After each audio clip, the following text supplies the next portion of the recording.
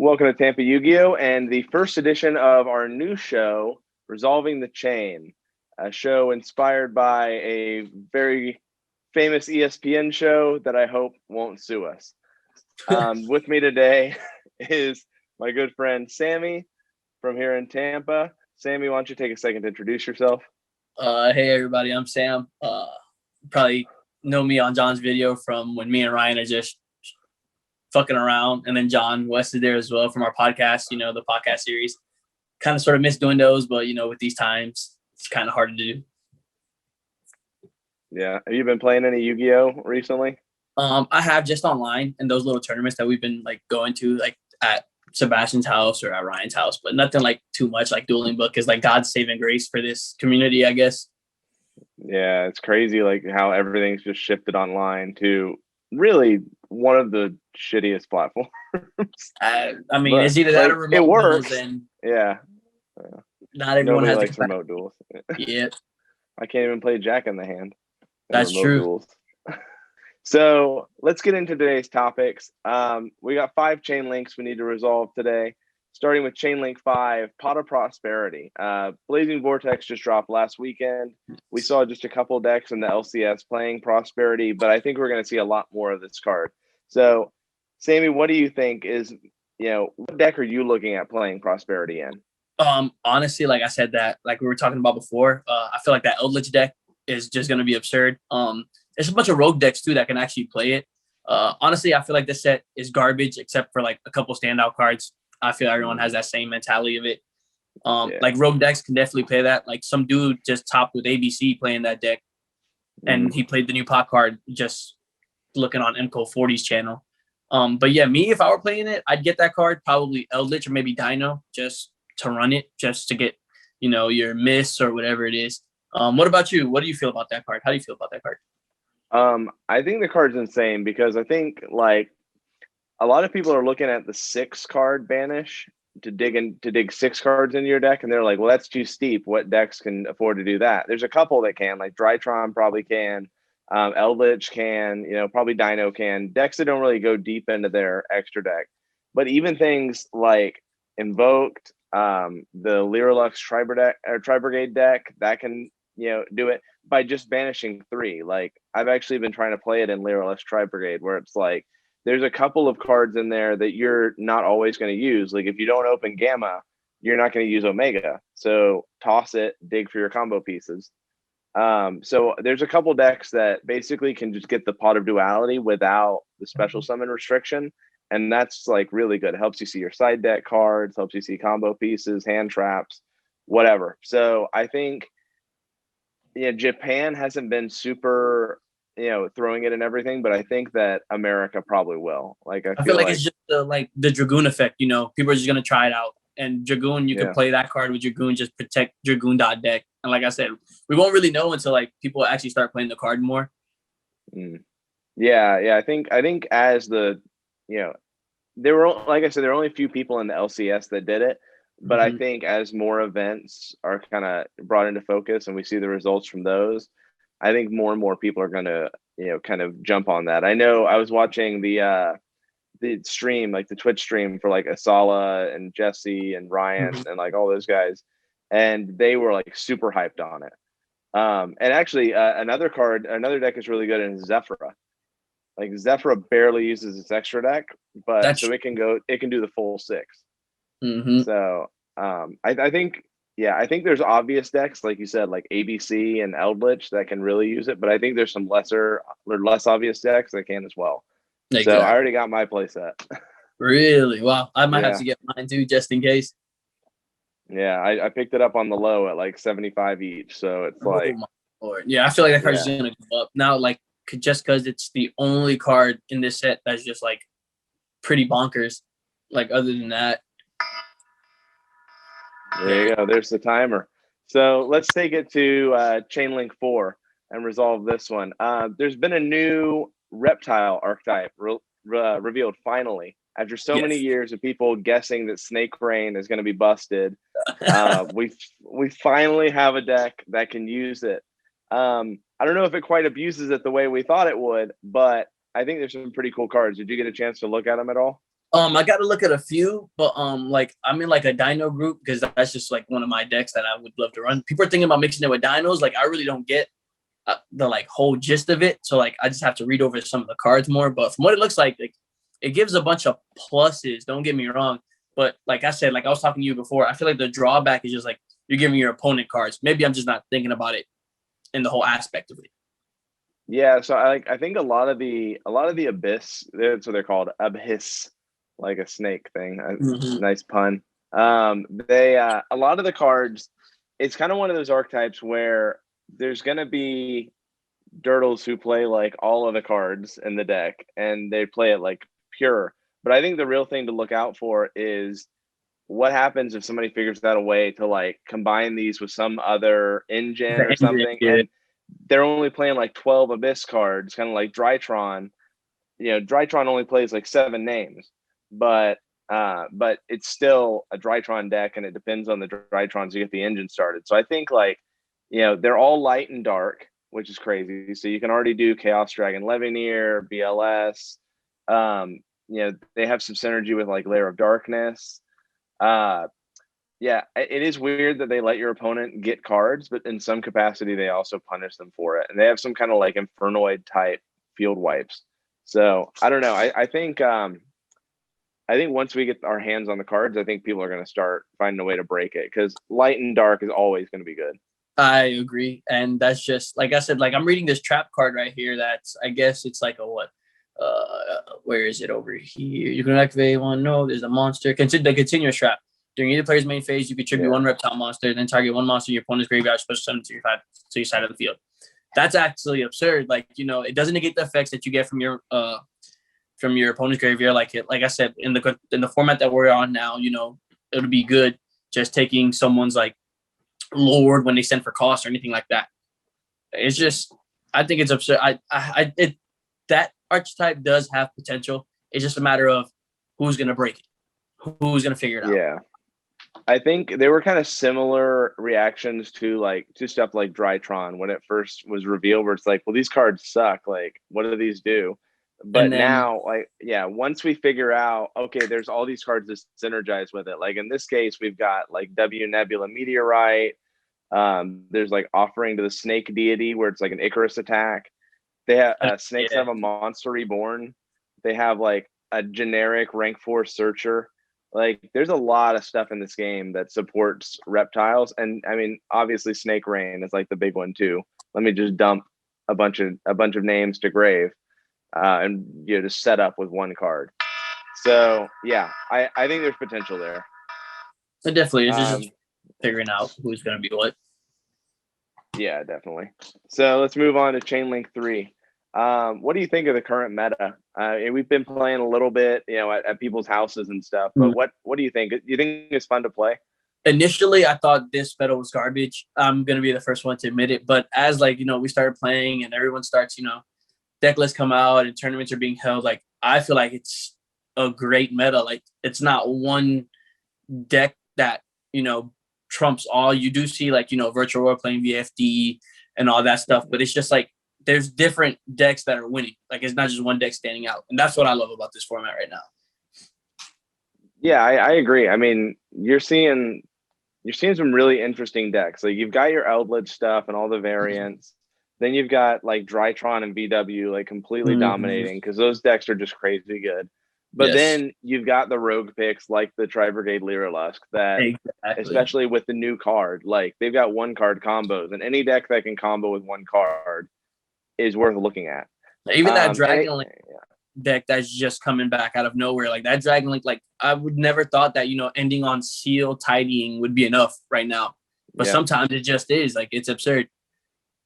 Yeah, it's a really grindy format too. Like there are decks that blow you out, like Virtual World blows you out, and Drytron can blow you out, and even the Lyrilusk deck can blow you out. But at the same time, a lot of the boards they set up, you can just set back row and just wait it out, and you're likely to win anyway. Or if you're playing against a back row deck, let me just make Zeus and even the playing field real quick. So I don't know. I mean, it's definitely an overpowered format, but I don't think it's overpowered in like an oppressive way necessarily, except for VFD. Exactly. And like I said, the only problem is like when you play Virtual World, they make 2 VFDs, but it's just like, all right, if you can get past that, like what does the deck really do at that point? Yeah, like I've been watching replays of like Zephyra, the Zephyr deck that's like popular on Dueling Book right now, where it's like VW makes their VFDs, you just make Zexal and ignore them, and then wait them out until you eventually outgrind them. Exactly. So that's like a legit strategy you can do. So And I think you that's can the make correct. access to attack over, Yeah. Yeah, no, there's definitely, like I said, there's so many like interesting things like with this format going on, and like I'm all for it. I just hope, when this ban list does come out, next month, hopefully, Mm.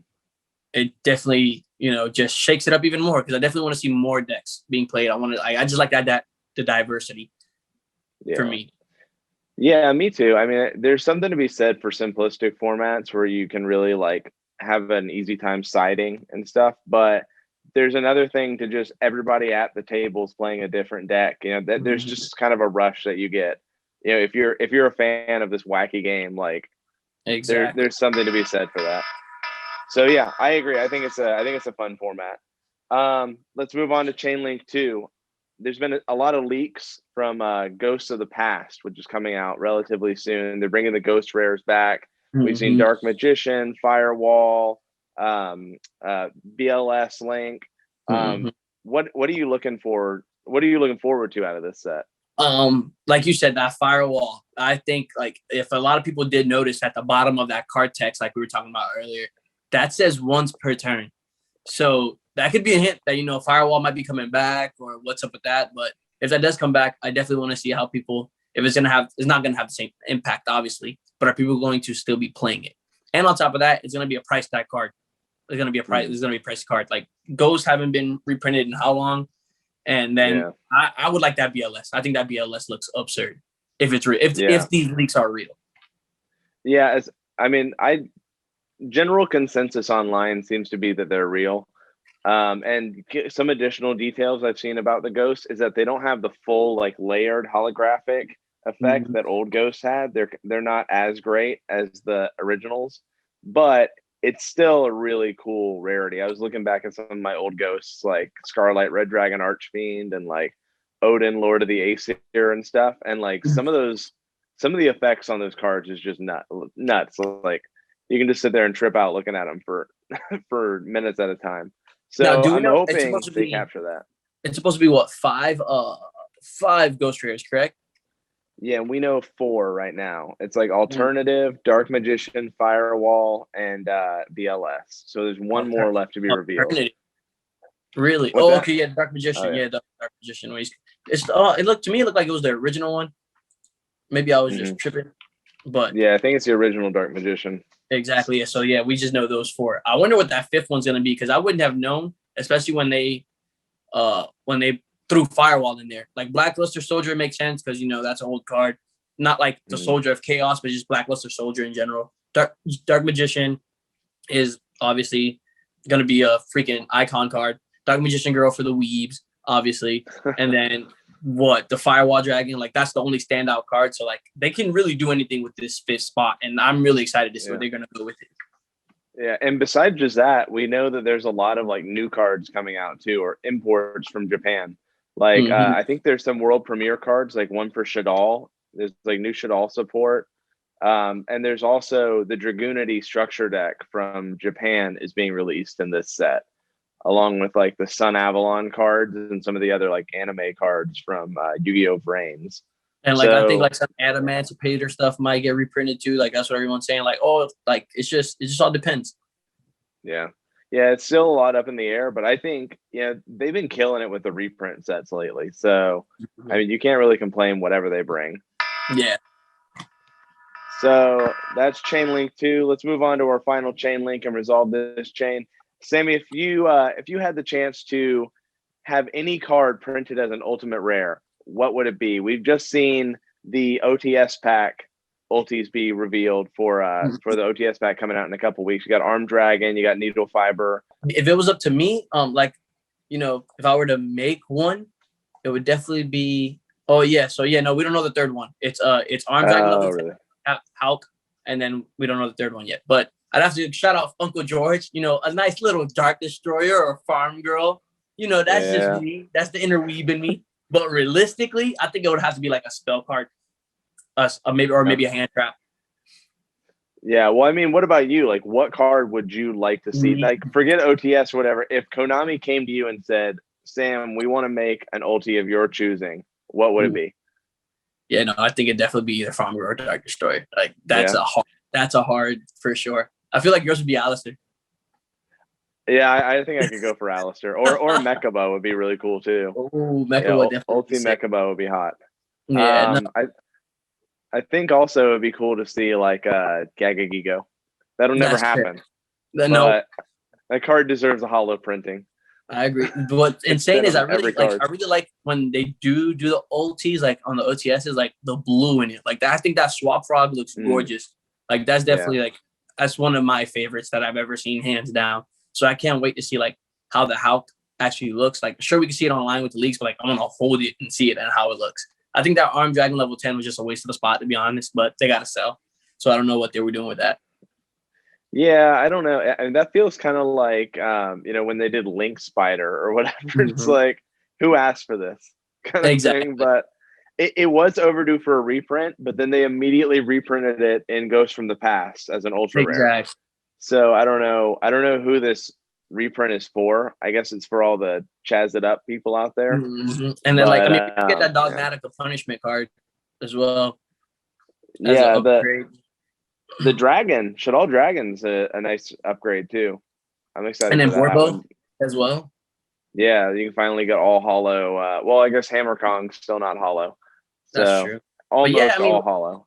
We'll see we'll see when everyone starts to pull it, because they come out next week on the 17th from what I'm looking at right now. Yeah, I think so. I really can't complain. I'm actually really looking forward to that. But yeah, no, those would definitely be my top two. Would be Dark Destroyer or Farm Girl. Just anything from that Cosmo type. Yeah, Dark Destroyer. Have you seen the Dark Destroyer Maximum Gold? It looks really nice too. It looks badass. I'm not gonna lie. Yeah, that and Cosmo Town looks great too. Ulti Cosmo Town. I think that card's that would be good. Yeah. I don't know. I hope they come out with more Cosmo support at some point. They're overdue for it. I think I'd like to see that deck come back. Like, it's just insane. Like, when we're talking about the meta, like, if we go back to Chainlink 3, it's just, like, how far everything has come. Like, in Pepe format, what was it? It was just Infinity. No, it was Infinity, like, maybe a couple strikes and all that stuff. Yeah, man, those were good days. I remember that. Pepe was not good, but I think the format they came after the emergency ban list was actually a lot of fun. Like the Draco Pals, BAPK, and Monarchs and Cosmo. Like that kind of four deck format was a lot of fun to play. I look back on that a lot. All right, well, we resolved all these chains, so we've covered a little bit of ground of current Yu-Gi-Oh discussion. Sammy, you got any plugs you want to make? Shout out to the Tampa community. Hopefully we can all, get together soon if everyone gets their shit together with COVID, because I'm really trying to play some tournaments again. I'm trying to see everyone. I'm trying to have what was it? We were supposed to have nationals in Orlando or something like that. Like, yeah, tell me about it, dude. Like, we need that back. Like, they need to be a postponement for that, or we need it back here, because we deserve that. So yeah, go Bucks. Yeah. They just won the Super Bowl, so I had it in the backyard. You want to plug your Twitch stream? I'm sure, guys. I play a bunch of League. I'm a Twitch streamer. twitchtv.com/SamTroBoomin. I play anything. I play League, Call of Duty, Yu-Gi-Oh, you name it. I'm here for a good time. All right on. Go and follow him, and make sure you like and subscribe to this channel. I'm going to try to put out weekly Resolving the Chains episodes with whatever the weekly news and hot topics are. These are just quick, fun videos that I think we can cover a lot of ground really quickly. What did you think of the first episode? I mean, hey, bro, I really enjoyed it. I really like the 5-minute rule and all that stuff. Like, it really is it just goes by fast. You just don't even think about it, because it's just me and you talking about it, rambling on, and I really enjoyed it. Awesome. Well, thanks for being on. And like I said, everybody go and follow Sammy at SamTroBoomin on Twitch. Yes, sir. And make sure you continue to follow Tampa Yu-Gi-Oh and share this video if you liked it. Yes, sir. We appreciate everyone's support. See you next time, guys.